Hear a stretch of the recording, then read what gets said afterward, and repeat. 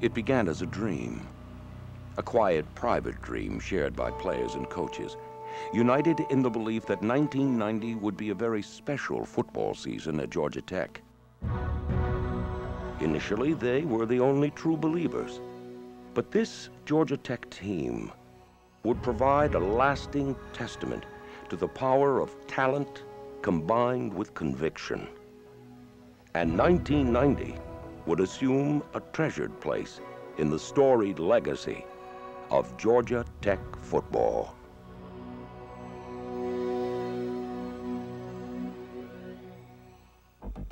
Public recognition of the resurgence of Georgia Tech football came on national television on a spectacular November afternoon in Charlottesville, Virginia.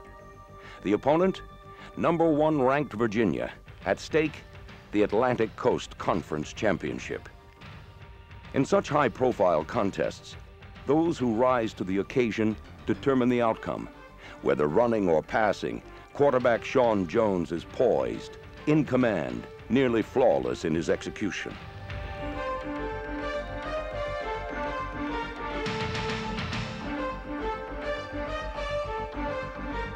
One of Jones' 2 scoring passes is a 43-yard rainbow to heretofore anonymous flanker, Jerry Gilchrist.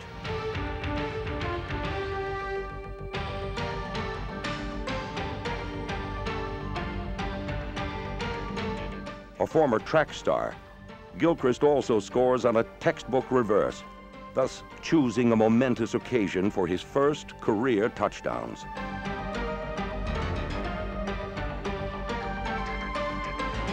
On defense, linebacker Calvin Tiggle is seemingly omnipresent, time and again coming up with crucial plays.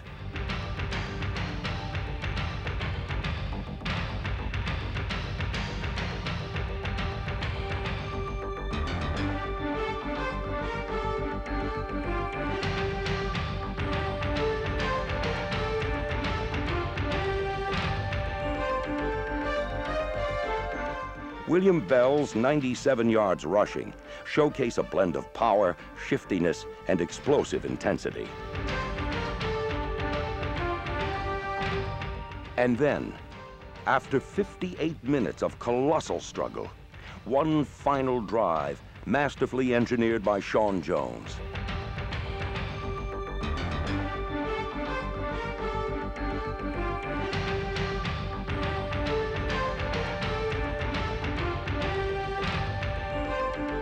But the burden of securing victory will fall to place kicker Scott Sisson.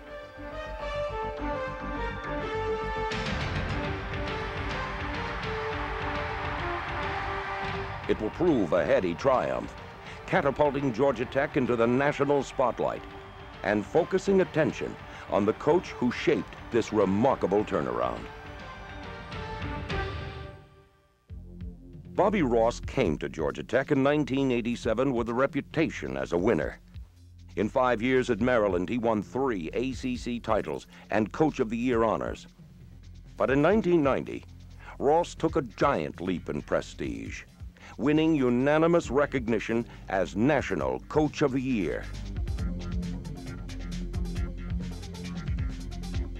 He earned this acclaim for guiding Tech to an unbeaten season.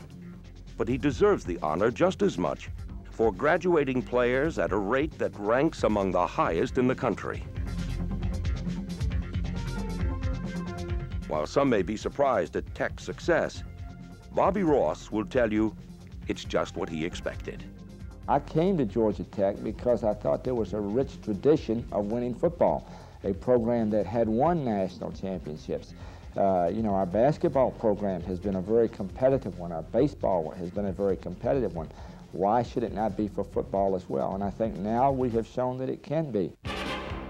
Such aspirations rely heavily on a cohesive, experienced, insightful coaching staff. And in 1990, this group helped Georgia Tech turn the college football world upside down. Appropriately, that odyssey began in the season opener, with the Yellow Jackets demonstrating the flair for the dramatic that would characterize the 1990 campaign.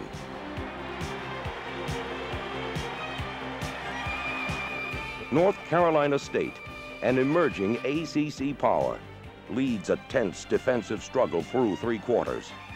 But with the game on the line, Tech summons the courage, the spirit, and the talent that would define this memorable year.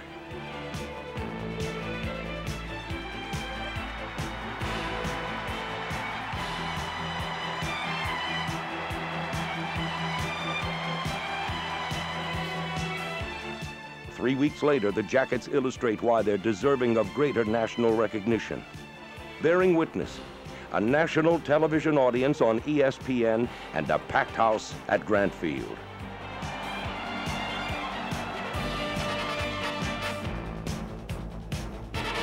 South Carolina comes to Atlanta unbeaten, ranked in the top 25, and newly admitted to the Southeastern Conference. But Georgia Tech steals the Gamecocks' thunder with a defensive performance breathtaking in its fury.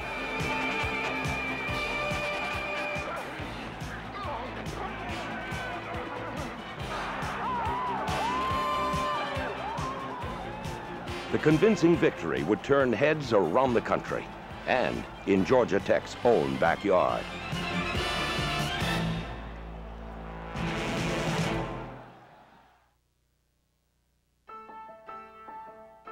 Atlanta, Georgia, the preeminent city of the Southeast. One of the country's major transportation centers, Atlanta delights in its diversity. Simultaneously historical and contemporary, flourishing in both culture and technology. And as host of the 1996 Summer Olympics, Atlanta will house athletes from around the world on the Georgia Tech campus. Most people know Georgia Tech as a great engineering school. But it's a great deal more than that. Among other majors, management, architecture, liberal studies. Minorities make up 20% of the student body.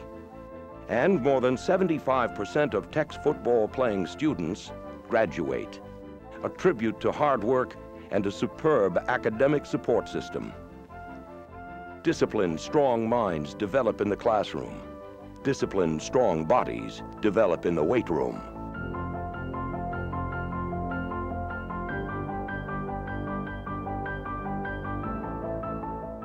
Georgia Tech's 10,000 square foot state-of-the-art strength training facility is the envy of football programs around the country. And its benefits became apparent on the playing field in 1990.